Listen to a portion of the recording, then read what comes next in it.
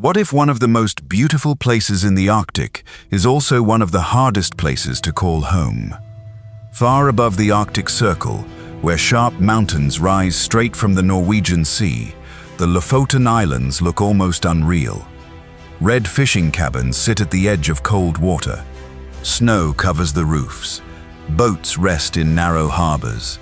And on winter nights, the northern lights move across the sky like silent green fire. But behind this beauty, life begins with a question most visitors never have to ask. Will the sea allow us to work today? For the people of Lofoten, the ocean is not just a view from a window. It is income, it is danger, it is memory. It is the place where fathers, grandfathers, and entire villages built their lives, one fishing season at a time.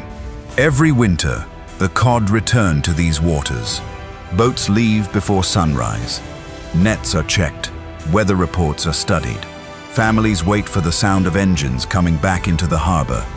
But something else has arrived too: the world. Tourists now come for the same things locals inherited as home: the red cabins, the quiet villages, the mountain roads, the beaches, the aurora, the feeling of being at the edge of everything. For visitors, Lofoten is a dream. For the people who live here, that dream is becoming more complicated every year. When a fishing village becomes famous around the world, who gets to shape its future? To understand Lofoten, we must look beyond the photographs and follow the people who wake up here after the tourists have gone.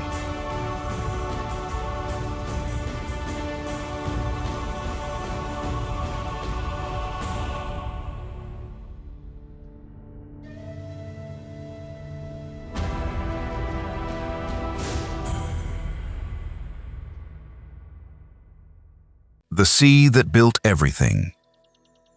Long before cameras came to Lofoten, the sea was already calling people here. Before the guest houses, before the photo tours, before the red cabins became places visitors booked for winter holidays, Lofoten was built by fish. Not just any fish. Cod. Every winter, Arctic cod, known as skrei, travel from the Barents Sea toward the waters around Lofoten. For centuries, that journey shaped the lives of these islands. When the cod arrived, the villages changed. Boats filled the harbors. Fishermen prepared their nets. Families waited through cold mornings and rough seas. The season brought risk, but it also brought income, food, and hope. The sea was never just scenery here. It was survival. It decided where villages were built, where cabins stood, where boats rested, and how families planned their year. The red rawbu cabins were close to the water because the work demanded it. The wooden drying racks stood in the wind because the climate made it possible. After the cod were caught, they were cleaned, split, and hung outside in the cold air. Wind and time turned them into stockfish, a food that could last, travel, and be sold far beyond these islands. This dried cod connected Lofoten to Europe long before social media connected it to the world. Even today, Lofoten stockfish carries protected geographical status, proof that this food is tied to this place, this weather, and this tradition. In many families, fishing is more than work. It is a grandfather who left before sunrise in winter darkness. It is a father checking the forecast before speaking. It is a young person standing near the harbor, wondering whether this life still belongs to them. But the sea that built Lofoten is changing, and the work that once held every village together is no longer the only future.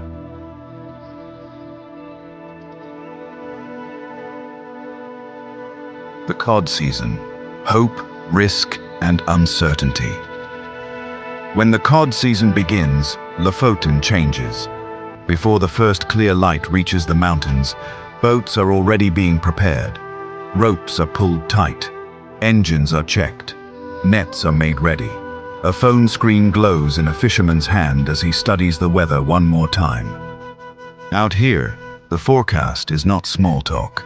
It can decide the day. For many families, the cod season still carries the weight of the whole year. A good season can pay bills, repair boats, support local jobs, and keep a family close to the harbor. A poor season can leave questions that last long after the boats return.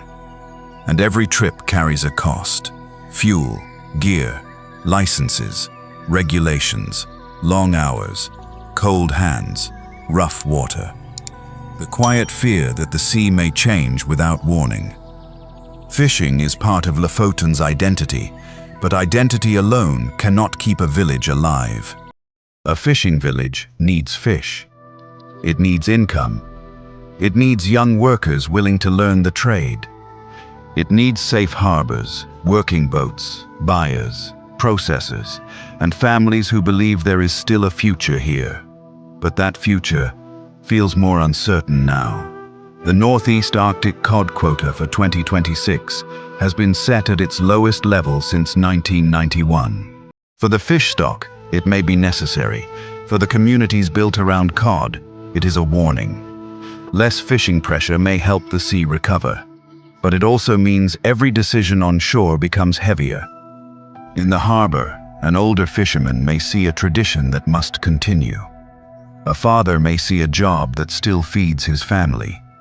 A young person may see something different, a life of risk, a life of waiting, a life tied to weather, quotas, markets, and a sea that gives no guarantees. And when the wind keeps the boats tied to the dock, the village becomes quiet. The sea is still there, but for one more day, it gives no answer.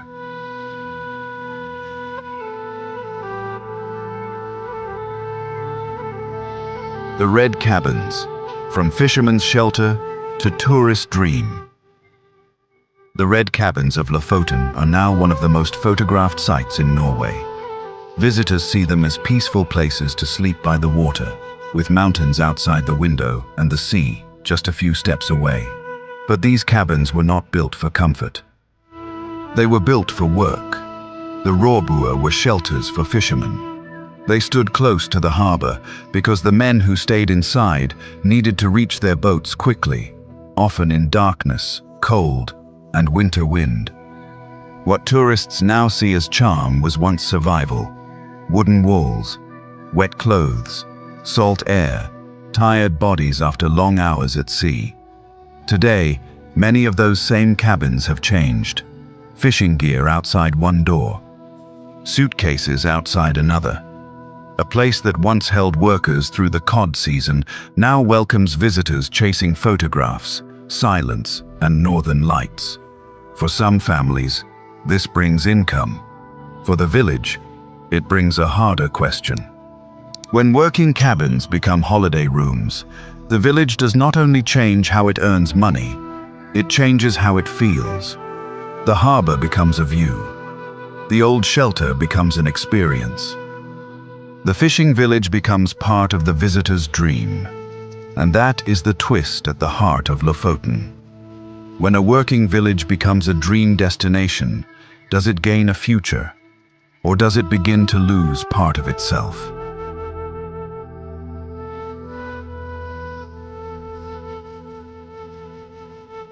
Tourism arrives, the new gold rush. Then tourism arrived with a different kind of promise. Not from the sea, from the world. Visitors came with cameras, rented cars, hiking boots, winter jackets, and a hunger to see the Arctic with their own eyes. For Lofoten, this created new work.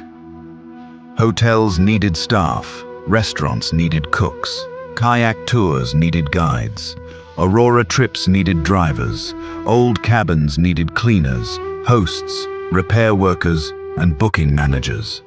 For a young person who does not want to fish, tourism can offer another reason to stay.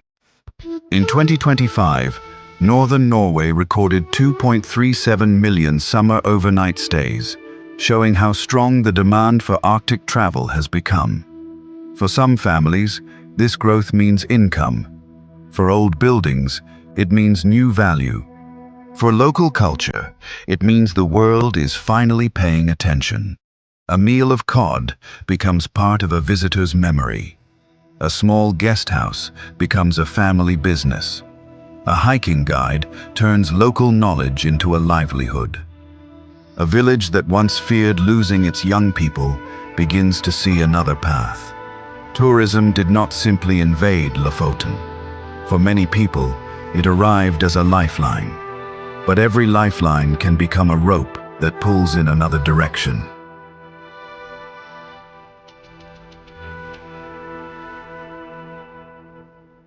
The pressure builds. Roads, trails, trash, and crowds. But the same tourism that brings money also brings pressure. Lofoten's villages were not built for crowds from every corner of the world. The roads are narrow. The parking areas are limited. The trails are fragile.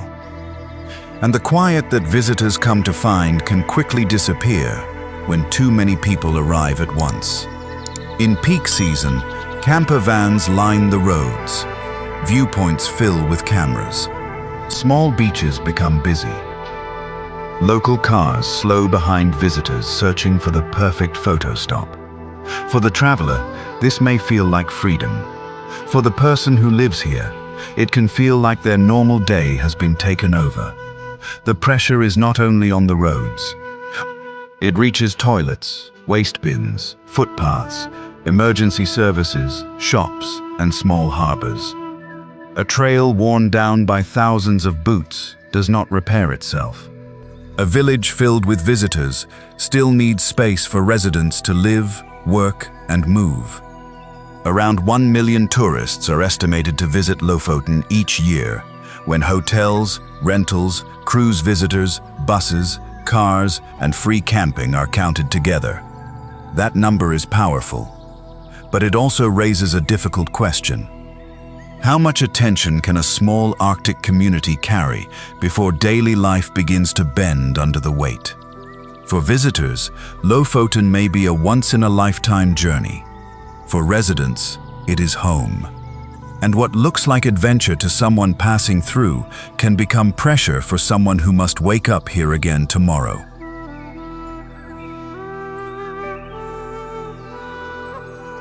Lofoten is more than mountains, red cabins, and northern lights. It is a place where people work, wait, adapt, and hold on to home while the world comes closer every year. If this journey made you see Lofoten differently, write one word in the comments. What does this place make you feel? Wonder, respect, peace, concern, and subscribe for more stories from remote places, real communities, and the hidden lives behind beautiful landscapes. Not just how they look, how people live there.